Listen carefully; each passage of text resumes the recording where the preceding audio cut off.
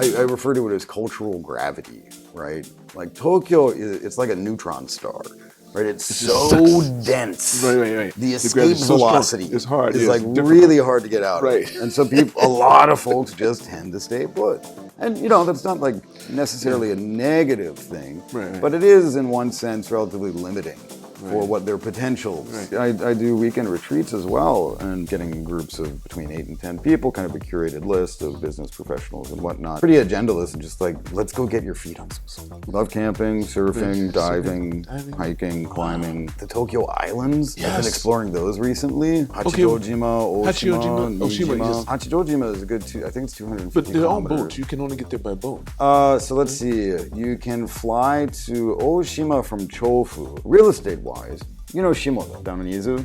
Everybody loves it. I like it too. I hate getting there. Driving there sucks. It's the difficult. worst. So my thinking though was, because I occasionally get clients for real estate who want Shimoda. And I mean, if they want to do it, whatever. I get paid anyway. So if that's what you want to do and I can't convince you otherwise, let's go. I like giving at least options, if not, better options than what you were thinking. And so my thought was, well, wait a minute. If people are willing to spend 5 hours by car to go get to some beach vibes, wouldn't they also just be fine with spending 50 minutes on a plane to go to an actual beach island, which is what Hachijojima is. So they've got 3 flights every day on commercial airliners, ANA, right? It's ridiculous because there's nobody on the planes. I would think so.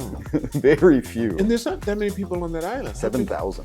Yeah, that's what I'm saying. That's it. I think Japan's a great headquarters to have. Again, it's safe, quality of life is high, it's organized. It's really international. Something that really struck me as odd is, so I repatriated for 3 years over in Seattle. America is a mixing pot, but at least right now anyway, it seemed extremely segregated. Like people who look like me all in the same area, and then, People look like me all in the same area. That's right. Tokyo, despite being Japan, and everybody's like, oh, it's Japan, it's homogenous as hell. Which is Not like for kind of foreigners. true, but not for foreigners. Not for foreigners. The number of languages that I hear every day. I mean, for me personally, that's just a really good influence. That's a really good asset of just being international. This is not alcoholic. This is kombucha. Kombucha that you made. Yeah, that I made. So last year I got real into fermentation. I make my own yogurt. I make my own fermented vegetables. I make kombucha.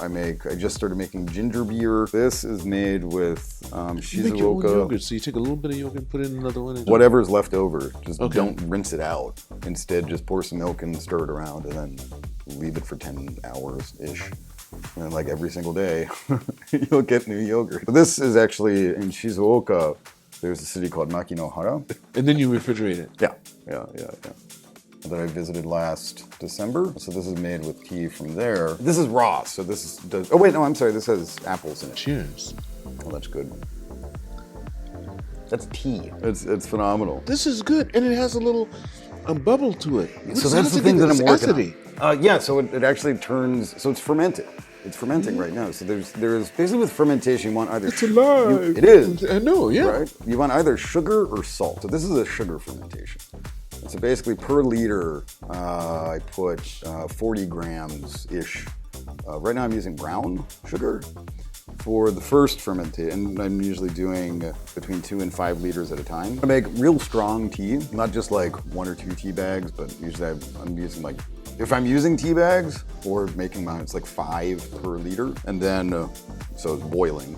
At that point, put the sugar in and stir it around, let it dissolve. And then for the first fermentation, you want to basically just set it in a corner with like a cloth or something over it, so it's aerated. Do that for about 5 days, and then that's when you start bottling.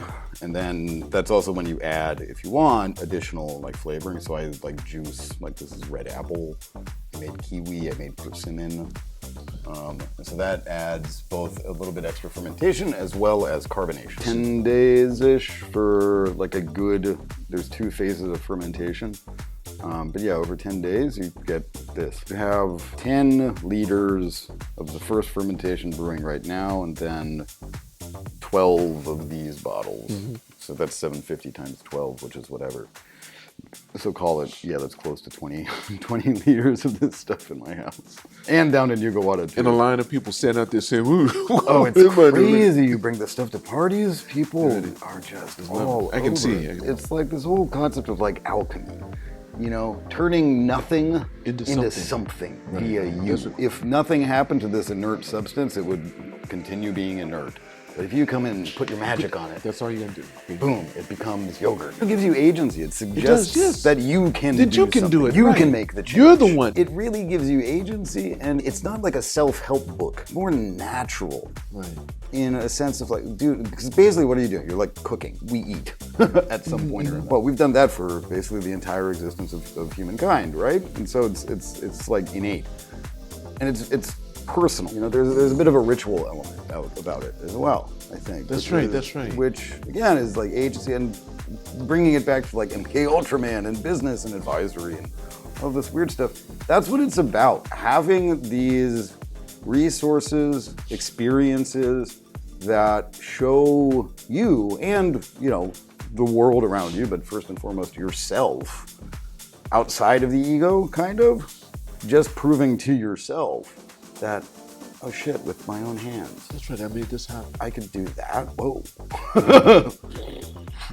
Because oftentimes, especially in big business, right, corporate level stuff, it gets sort of lost in the mix, right? Yeah, you're top level and things like that, and so certainly there's skill and talent that is involved with that, but it's just part of, you know, the machine.